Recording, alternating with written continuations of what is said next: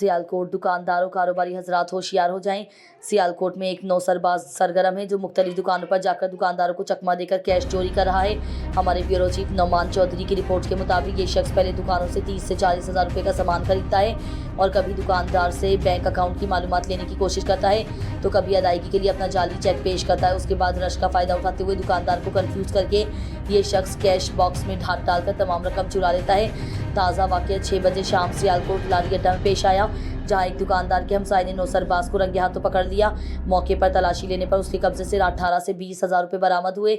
नौसरबाज ने दौरान तफ्तीश बताया कि उसका ताल्लुक लाहौर से है। लारी अड्डा के तमाम दुकानदारों का कहना है कि वो उन नौसरबाजों की सरगर्मियों से तंग आ चुके हैं और कानून नाफिज करने वाले इदारों से दरखास्त करते हैं कि ऐसे जुराइम पेशा अनासर पर काबू पाया जाए और उन्हें तहफ़्फ़ुज़ फराहम किया जाए ताकि वो सुकून से कारोबार कर सकें। ये खबर नौसरबाजों से मुतालिक दुकानदारों को आगाह करने के लिए जारी की गई है ताकि वो मोहतात रहें और अपने कारोबार को महफूज रख सकें।